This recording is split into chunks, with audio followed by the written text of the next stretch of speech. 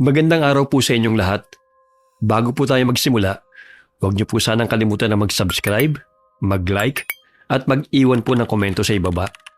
Malaking bagay po sa amin ang inyong suporta dahil ito po nagbibigay sa amin ng lakas at inspirasyon para makapaghatid po ng mga kwentong puno ng aral, inspirasyon, at magagandang mensahe sa buhay. Marami pong salamat sa walang sawa niyong pagtangkilik. At ngayon, samahan niyo po muli kami sa namang makabuluhan at kapanapanabik na kwento. Simulan na po natin.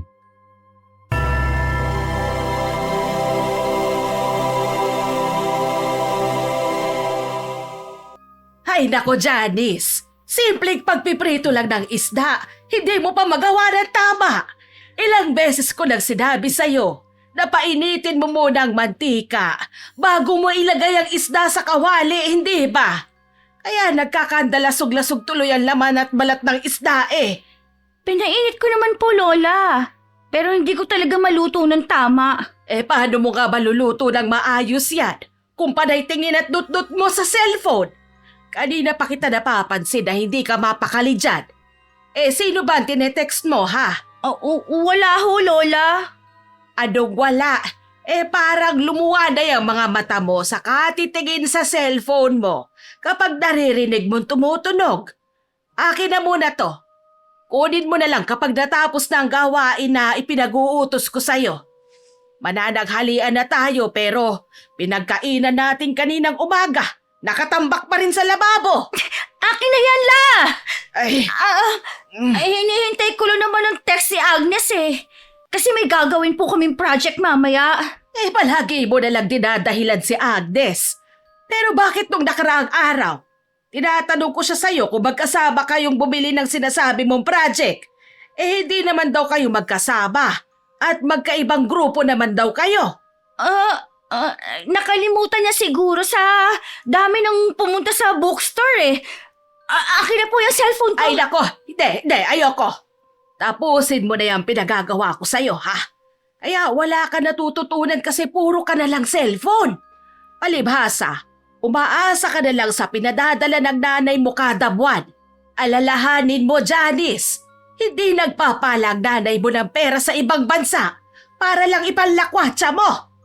Kaya huwag kang magbuhay, prinsesa. At matuto kang makinig at sumunod sa lahat ng payo ko sa'yo. Paano ako matatapos sa gawain? Ang dami mong pinag-uutos. Tapos magreklamo ka kung hindi maayos ang pagkakagawa. Nakakainis! Aba. Akala mo siguro hindi kita naririnig, ano? Matanda lang ako, pero matalas pa rin ang paningin at pandinig ko. Kaya wag mo kong sabihan ng ganyan, ha? Kung ayaw mong magtrabaho rito sa bahay, di wag kang kumain. Nang sa gayon wala kang hugasin at lulutuin. Ako na nga ang naglalaban ng mga uniforme mo eh. Dahil kung ikaw lang ang gagawa nun, yung mga dumi sa kwelyo mo, kahit hindi pa natatanggal, isasampay mo na. Pasalamat ka nga tinuturuan kita ng gawaing bahay eh. Paano kung wala na ako at ikaw na lang mag-isa? Alaga namang umasa ka pa sa ibang tao dahil hindi ka marunong kahit na simpleng bagay lang. Ito nga po niluluto ko na ng mabuti ang isda. Hahanguin ko na nga po eh. Paismid pang sambit ng dalaga habang kinukuha sa kala ng pritong bangos. Halos humiwalay na ang laman at tinik nito at ulo. Napapailing na lamang si Lola Bebing dahil hindi pa rin natututo ang apong si Janice kahit ilang beses na niya itong tinuruan. Gutom na ako, kaya pwede na yang pagtiisan. Kawawa talagang isda sa'yo. Lola, baka nag-reply na si Agnes. Akin na po yung cellphone ko. At bakit? Tapos ka na bang makapaghugas ng pinggan? Hindi pa naman, hindi ba? Pero Lola… Ay, walang pero-pero. Huwag mo akong paikutin sa palad mong bata ka, ha? Akala mo siguro mapapasunod mo ako sa lahat ng gusto mo. Hindi ako ang nanay mo na isang paawa mo lang bumibigay ka agad. Pagkatapos mong kumain, linisin mo itong lamesa at lababo. Tsaka ang mga damit mo sa cabinet, tupiin mo naman ang mabuti. Kababae mong tao hindi ka marunong maglinis. Oo na po. Basta ibalik yung cellphone ko ha. Baka mamaya makalimutan nyo kung saan nyo na naman inilagay yan. Ay, wag mo nga akong tignan ng ganyan. Nasa pangangalaga kita, ha? Kaya ako ang dapat na masusunod dito. Sa ikabubuti mo rin naman ang sinasabi ko sa'yo, ha? Magpasalamat ka pa nga dahil may taong nag-aalaga at nagtuturo sa'yo ng tamang asal. Hindi katulad ng ibang bata dyan na walang gumagabay kaya napapariwara. Oo na po. Kayo na po ang tama. Ako na po ang mali. Umayos ka, Janice, ha? Dahil kung hindi, hihilahin ko talaga yung dila mo. Nung kapanahunan namin, hindi kami pwedeng sumagot-sagot katulad niyan sa mga magulang namin.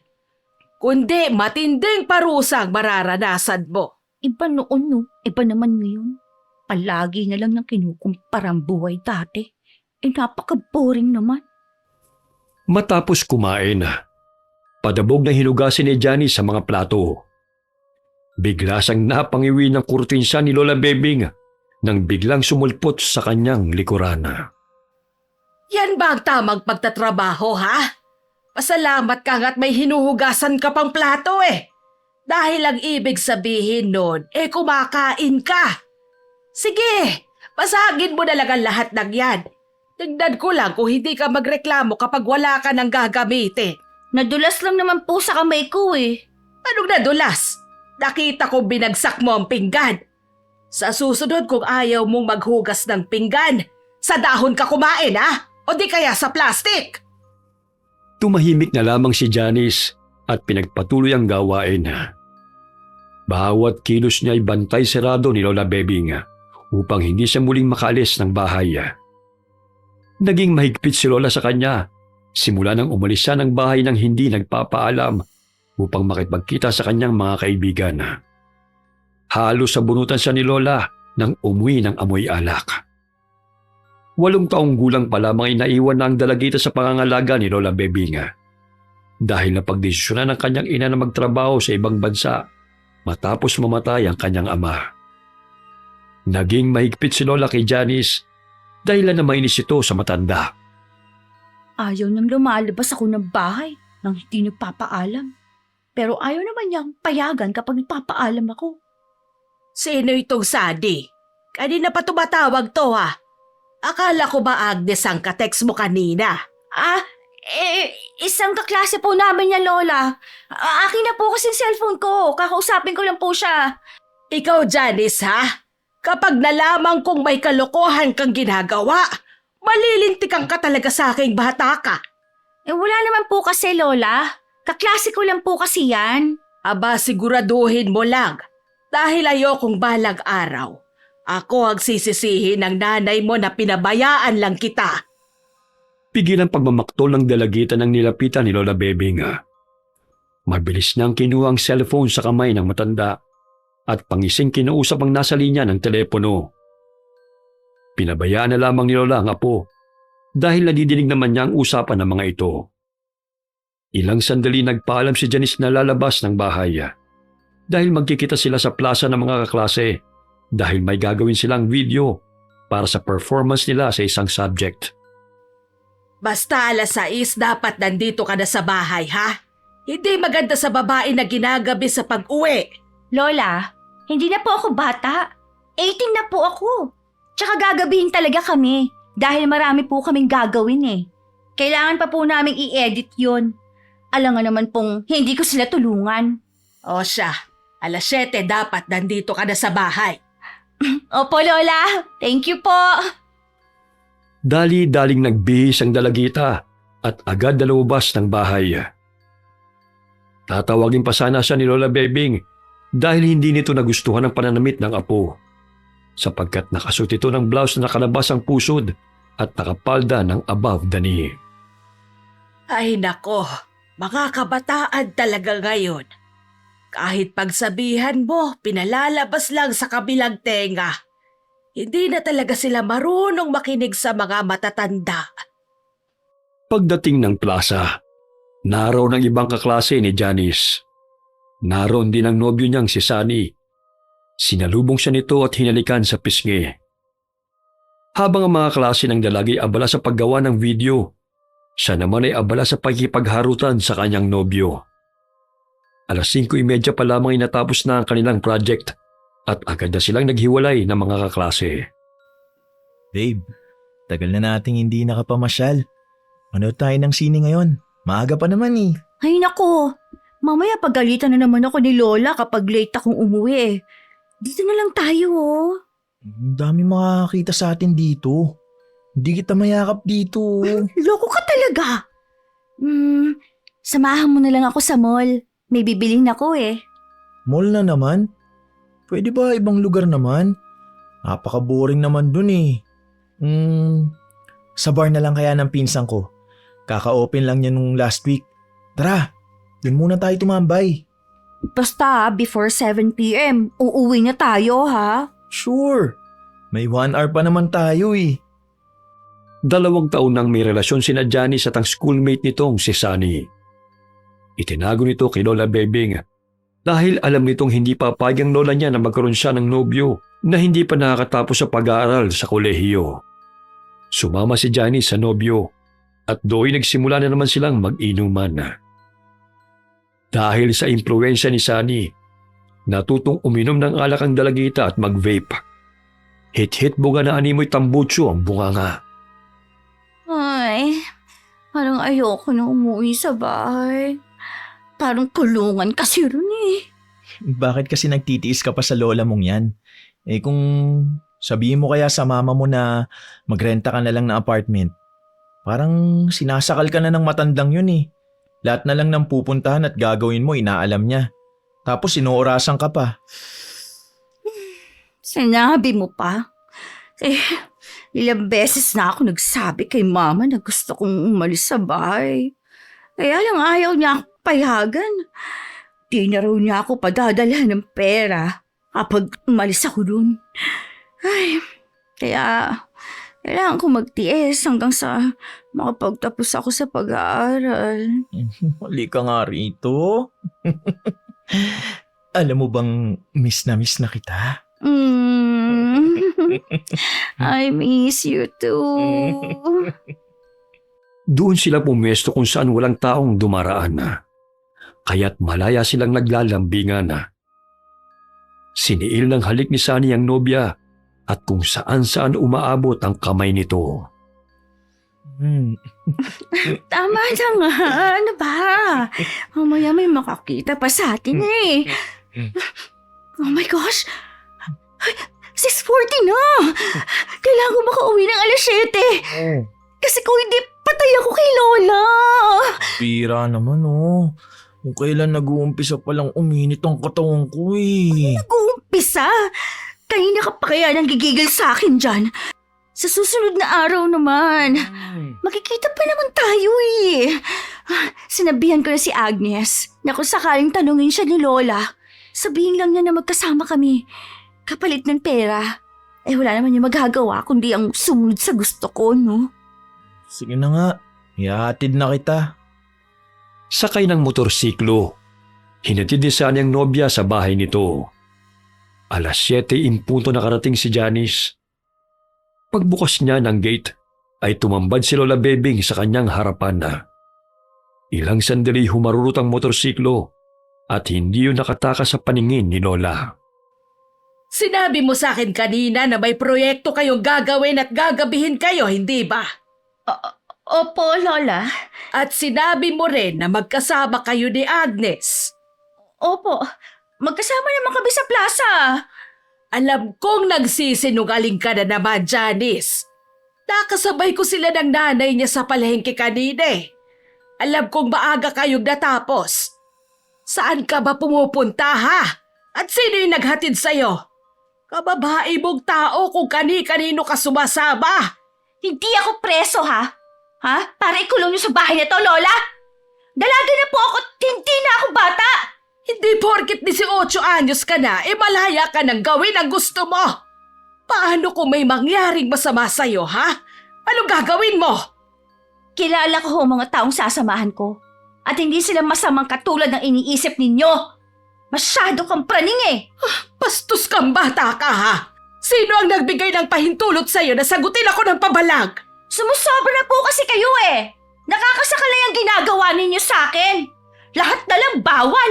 Wala na akong ginawang tama para sa inyo! Hindi po ako magmamadre ha, para ikulong ninyo rito sa bahay!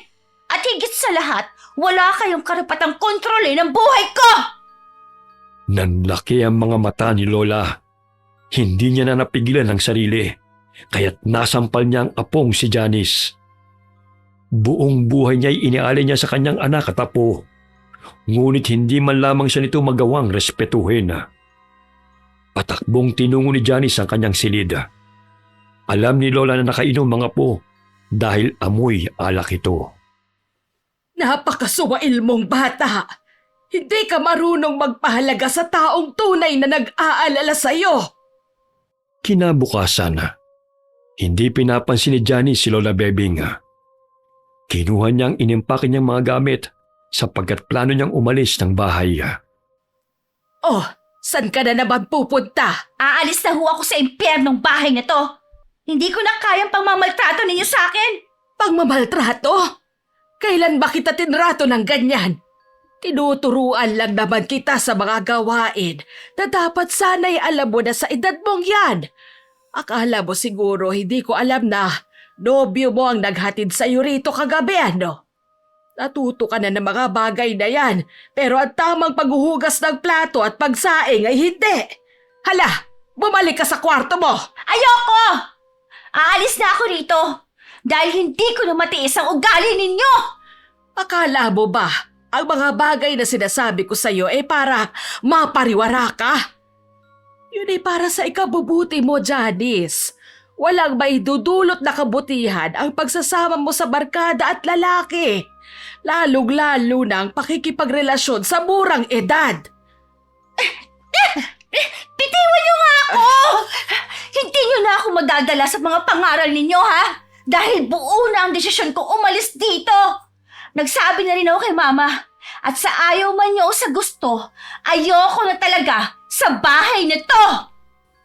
Lumabas ng bahay si Janice bitbit ang maleta. Pinigilan pa siya ni Lola, ngunit tinulak pa nito ang matanda. Dali-daling sumakay ng tricycle ang dalaga at tumungo sa apartment ng nobyong si Sunny. Oh, bakit hindi mo sinabing pupunta ka rito? Halika, pasok ka babe. Pasensya ka na dahil nagiinuman kami ng mga barkada ko eh. Birthday kasi ni Bogs. Sige, okay lang naman. Halika, ipapakilala kita sa kanila. Kinindatan pa siya ng lalaki nang pumasok siya sa apartment. Napalunok siya ng sariling laway nang makita na nakahubad ang dalawang lalaki ng pang-itaas na saplot at nakalabas pa ang matipunong katawan ng mga ito. Nakaramdam ng pagkailang si Janice, ngunit hindi na siya maaaring bumalik sa kanilang bahay dahil sa nangyari sa pagitan nila ni Lola Bebing. Babe, hindi ba uuwi rin sila mamaya? Ha? Hindi ko pa sigurado eh. Kasi malayo ang tinitira ni Bogs. Huwag ka mahiya. Parang kapatid ko na ang dalawang yan. Hindi kasi ako komportable na may ibang tao tayong kasama eh. Pasensya ka na. Kasi bigla nang pagpunta ko rito eh. Nagkasagutan kasi kami ni Lola. Bukas maghahanap din ako ng rerentahan ko. Huwag mo nang alalahanin muna yan. Malaki naman tong apartment ko para sa atin eh. Dumito ka na lang muna. Baka gusto mong samahan kami sa inuman. Nako, huwag na. Magpapahinga na lang ako. Sige na. Para naman makilala mo ang mga kaibigan ko. Mababait naman ang mga yan eh. At hindi nanganghain. Uy, Tani, ganda ng girlfriend mo ah. Kutis porcelana pa. Opo, syempre naman. Maghahanap lang din naman ako ng jowa eh. Di syempre, yung maganda na. Siya nga pala si Janice. Uy, Ang maganda kong girlfriend. Johnny. Babe, sila ang mga kaibigan kong kinikwento ko sa'yo noon na sina Bogs at Irvin. Mapaklang napangiti si Janice nang ibigay sa kanya ni Bogs ang maliit na baso na naglalaman ng alak. Nang nagukin niya yun, tila ba'y mapapaso ang lalamunan niya sa tapang ng alak. Ayaw na sana niya, ngunit pinipilit pa siya ng dalawang kaibigan ng nobyo nito. Gusto na sana niyang umayaw. Ngunit nahiya siya na pagsabihan na hindi marunong makisama. Hanggang sa unti-unting nakaramdam ng pagkahilo si Janice. Napasandal siya sa dibdib ng nobyo at unti-unti niyang ipinikit ang mga mata. Babe, ayoko na. Hmm? Lasing na ako eh. Hindi ko na talaga kaya. Gusto ko na matulog. Sus, ilang shot pa lang tumba ka na. O sige, bubuhatin na lang kita papunta sa kama. Inihiga ng binata si Janice sa kama at bumalik ito sa mga kainuman. Ilang sandali pilit na iminulat ng dalagita ang mga mata nang makarinig ng ungol. Kahit lasing, kitang-kita niya kung paano maglampungan ng nobyo at ang sinasabing kaibigan nito. Pilit siyang bumangon dahil sa pagkabigla, ngunit nahihilo siya at hindi niya magawang makatayo ng maayos. Sunny, Oy. anong ibig sabihin nito? Babe, Isa kang bakla? no babe, nagkakamali ka. Nako. Di mo na lang ipagtapat sa kanya yung totoo. At saka alam mo, Sunny, type po rin yung girlfriend mo eh. Di ba ayaw mo naman mag-away tayo, di ba? Ha? Oo, pero wag mo nang pakialaman si Janice. Akala ko ba yung lahat ng sayo, akin din, di ba? Titikman ko lang naman yung girlfriend mo eh. Bumuntong hininga na lamang si Sunny. Dahil sa kalasingan, wala na siyang nagawa kundi ang pabayaan na lamang si Bog sa kagustuhan nito na lihim nitong karelasyon. Kasama ang kaibigan nitong si Ervin, pinagnasaan ng mga ito ang katawan ni Janice. Bitiwan niyo ako! Aray! Walang niya ka, Sunny! Pinagkatiwalaan kita! Tapos mapabuhin niyo lang ako ng ganito! Babe, wala sa plano to. Pero wala na akong magawa dahil nagustuhan ka ni Bogs. Sorry. Mga baboy kayo! Bitiwan niyo ako! Tumahimik ka! Ang bango. Magpapakasaya lang naman kami. Ha? Sige na. Sigurado ako hindi mo malilimutan ang gabing to. Makiusap na gilan niyo to. Gusto ko na umuwi sa amin. Umuwi? Kararating mo lang dito, umuwi. Huwag kang magalala. Hindi ka naman namin sasaktan. Bitiwan niyo ako! Makiusap, Sunny! Tulong! Quiet!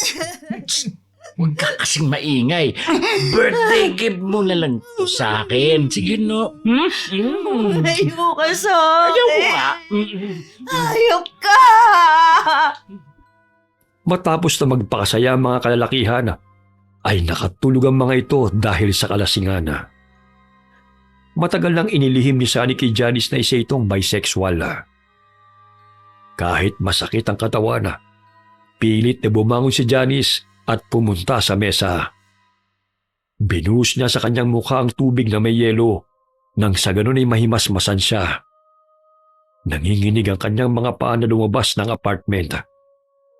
Hindi pa man tuloy ang nakakalayo ang dalaga. Nagising si Boski at hinabol nito si Janice. Ngunit huli na nang maabutan nito ang dalaga dahil nakahingi na ito ng tulong sa dalawang tao bago pa man ito nawala ng malay. Sunny! Erwin! Gumising kayo! Nakalabas si Janice! Hinabol ko eh! Pero nakahingi siya ng tulong sa taong padaan! Nakapagsumbong ba siya? Parang hindi. Kasi nawalan agad siya ng malay. Pero kailangan pa rin natin makaalis dito. Bilisan nyo!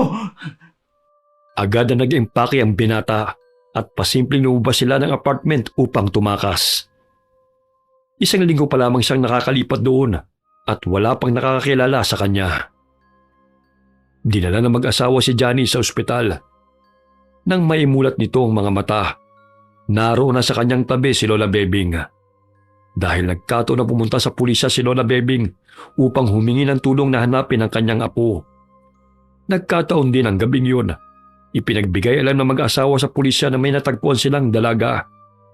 Tinawagan kagad ng isang pulis si Lola upang tukuyin kung yun nga bang apo nitong naglayas.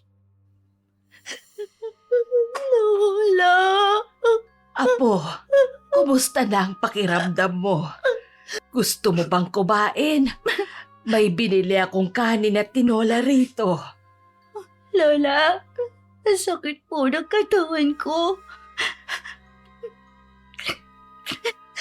Pinagsamantalahan po nila ako, Lola. Huwag ka nang umiyak. Magpahinga ka na muna. Gusto mo bang subuan kita? Hindi pa ho ako nagugutom. Nasaan po sina Sunny at ang mga kaibigan niya? Sila po ang humalay sa akin, Lola. Totoo ba yan sinasabi mo, Apo? Lasing na lasing ka raw ang sabi ng doktor. Nang dalhin ka rito nila Robert at Mimay. Mabuti na lang at nakita ka nila. Dahil kung hindi, baka kung ano na ang nangyari sa'yo, Apo. Sorry po, Lola. Sorry kung hindi po ako nakinig sa lahat ng payo ninyo. Sorry po. Nasaktan ko po kayo. Huwag ka nang umiyak. Makakasama yan sa'yo. Ang importante ay natagpuan na kita. Halos hindi ako makatulog sa paghahanap ko sa'yo. Pinuntahan ko ang mga kaklase mong kakilala ko. Pero hindi nila alam kung nasaan ka. Huwag mo nang uulitin yun, ha, Apo? Parang binagsakan ng malalaking bato si Lola Bebing nang lumabas ang resulta ng laboratory test.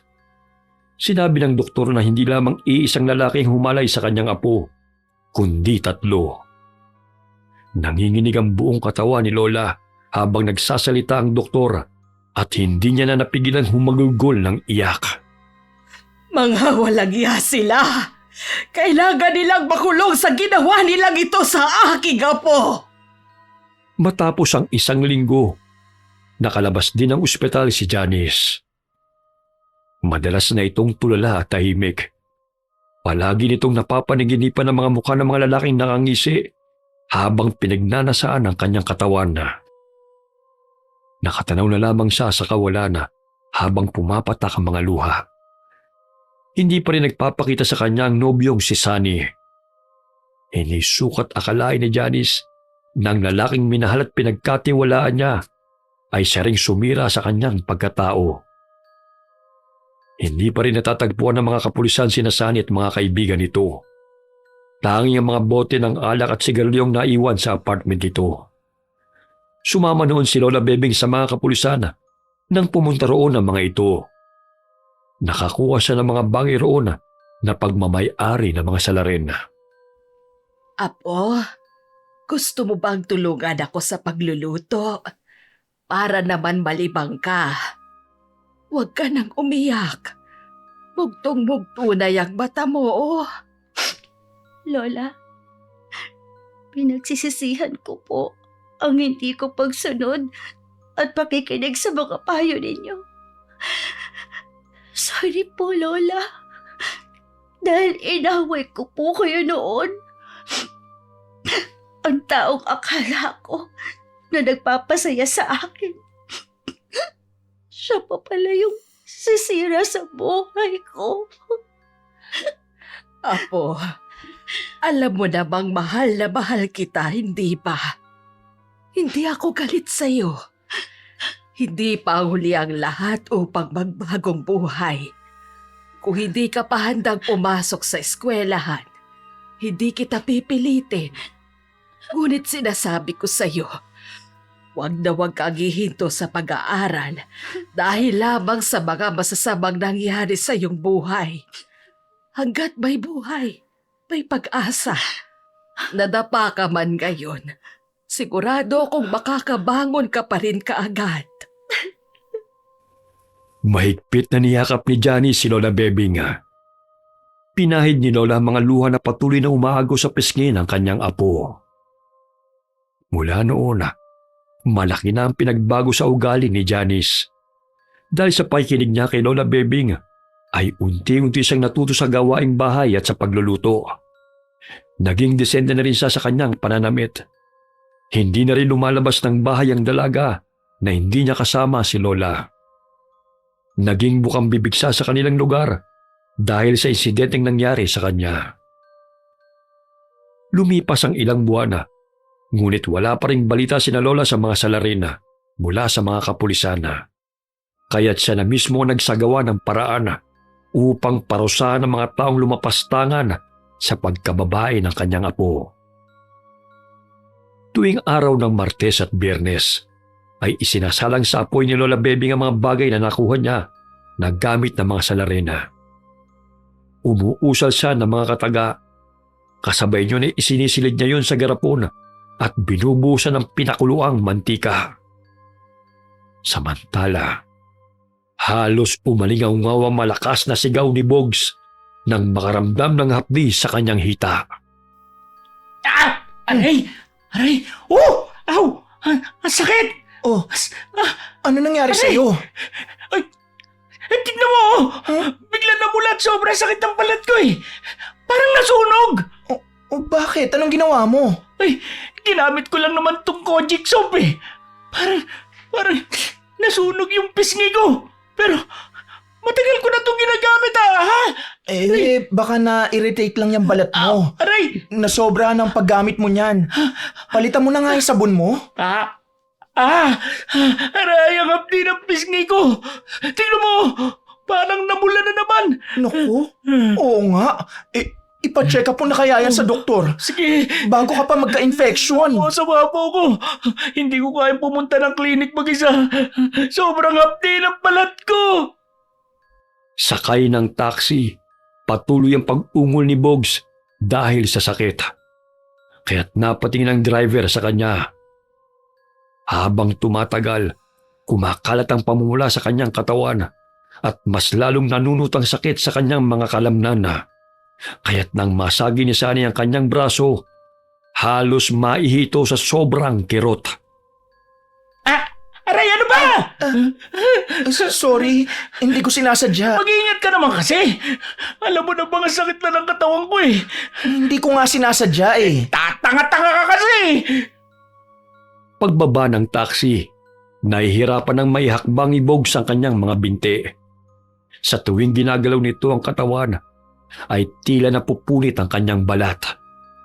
Hindi na nito napigilan ang umiyak habang inihiga siya sa stretcher. Ganun na lamang ang pag-aalala ni Sunny kay Bogs dahil biglaan lamang ang pagkakasakit nito. Maya-maya'y natunang pansin nito sa kanyang braso. May maliit na balat na natuklap. Kinabahan si Sunny at baka nahawaan siya ng sakit sa balat ng kaibigan. Isa kaya tong sintomas ng STD? Naku, huwag naman sana. Tulong. Pakiusap, Doc. Gawin niyo po ang lahat para gumaling ako, Hapdi. Ayoko pa mamatay. Aray! Parang humahapdi na rin ang leeg ko. Ha? Hindi pwede to. Ba't ganun? Kailangan ko maagapan to bago pa kumalat sa buong katawan ko. Hindi na hinintay ni Sunny ang reseta ng doktor at agad na bumili ng calamine lotion. Bagamat sa halip na mawala ang pamumula, mas lalong humapdi ang kanyang balat. Nagsimula na ring matuklap yun na animoy napapaso. Kapwa na sila sinuri ng doktor sa biglaang sakit sa balat na dumapo sa kanila. Tila ba'y palaka silang binabalatan. Tumawag din ang kaibigan nitong si Irvin at sinabi nagkasakit din ito sa balat. Kahit anong gamot ang ipainom at ilapat sa kanila, hindi pa rin sila gumagaling. Hanggang sa tuluyang nilamon ng mga sugat ang kanilang laman at unti-unti silang pumayat. Mas gugustuhin ko pang mamatay. Kesa maramdaman ko araw-araw ang sakit na to.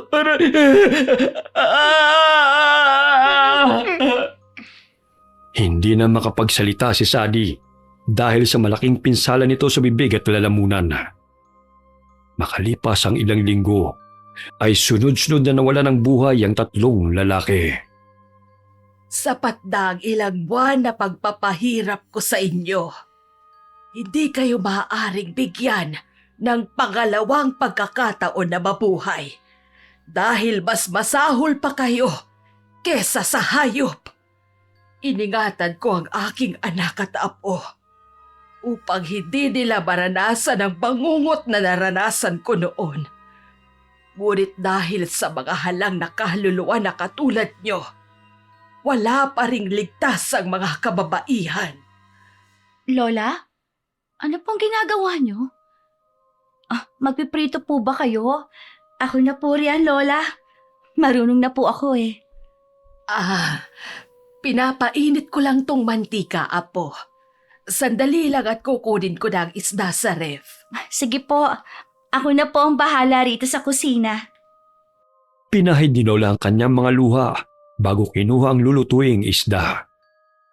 Wala siyang planong magprito ng araw na yon dahil ang mantika na pinapainit niya ay ginagamit niya sa isinasagawa niyang ulam. Walang nakakalam na isang biktima si Lola ng taong mapagsamantala. Katulad ng apo niyang si Janice, naranasan din ni Lola na babuyin ng hindi niya kilalang lalaki nang pasukin ang bahay nila nung siya'y 16 na taong gulang. Muntik nang mamatay ang kanyang ina dahil sinaksak ito ng hindi nila nakikilalang lalaki sapagkat may takip ang mukha nito. Matapos siyang halayin ay gusto rin sana siyang patayin ng lalaki. Ngunit nanlaban siya, kaya't nakatakbo siya at nakahingi ng tulong. Nakaligtas din ang kanyang ina sa bingit ng kamatayan dahil kumaripas ng takbong lalaki nang makita mga taong papalapit sa bahay. Dahil maalam sa mahikang itim, nang gumaling ang inang si Rosario, gumanti ito sa lalaking ng loob sa kanilang bahay sa pamamagitan ng kulam. Doon na pag-alaman nila na ang magsasakang si Nestor ang nanghali kay Lola Bebing nang mamatay ito dahil sa hindi maipaliwanag na sakit na dulot ng kulam. Ang masaklap, nagbunga ang kawalang hiya nito.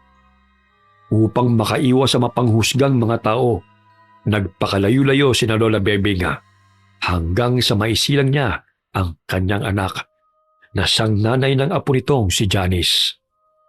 Kaya't gano'n na lamang kahigpit si Lola sa pagdidisiplina sa kanyang apo dahil ayaw niya itong matulad sa kanya. Ngunit sadyang mapaglaro ang tadhana dahil sa pagiging suwail ng kanyang apo. Muling naulit ang bangungot na naranasan ni Lola Bebing. Bagamat nabigyan ng hustisya masamang bangungot na yun sa pamamagitan ng ganti ng kulam. Wakas. Okay, sana po nagustuhan niyo ang kwento namin ngayon. Shout out po tayo kina Riza Jane Padana, Aldrich Jaronel, and Padana family from Bagbag, Nueva Vizcaya. Hi kay Gina Andraque Peñas. Hi kay Aus Elias from Saudi Arabia. Hi kay Shirley San Agustin. Shout out kina Joji and Dang Arugay from General Trias, Cavite. Hi kay Miss Lilia Pino from Taiwan. Greetings coming from Ruakwak from Malaysia. Shout out sa Ladrillo family and Flores family from Bacolod City. Hi kay April Joy Mercado. Shout out kina Ate Alma, Kuya Richard, Kuya Alvin, Ate Rona, Jason Agor, and Ria Labis from San Jose, Batangas. Kumusta po kayong lahat dyan sa poultry farm? Hi kay Lynn Buro from Iloilo City. Hi kay Princess De Leon ng Antipolo City.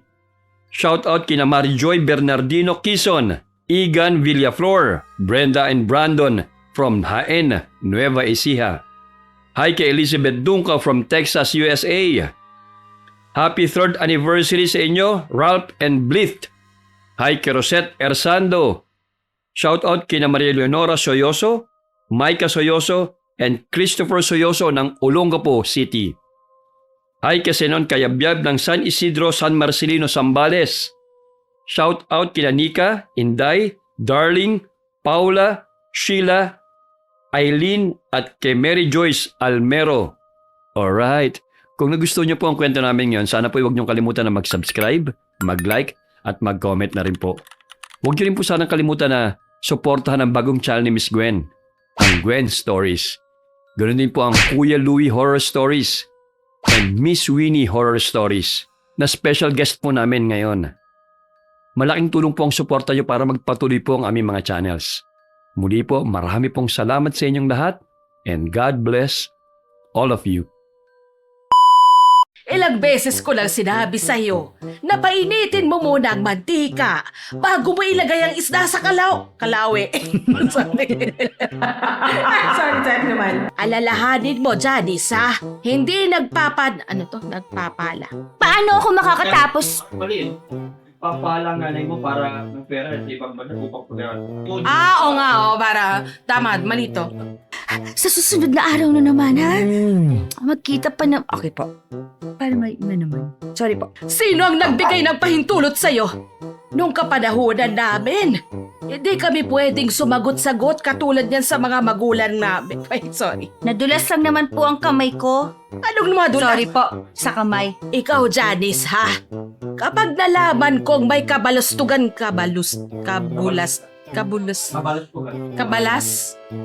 walang, hindi yung, kabulastugan. Ikaw, Janice, ha? Kapag nalaman kong may kabulastugan, kabulastugan. Sige, sabihin mo. Kabulastugan, oh. Pero ang dahan-dahan, kabulastugan.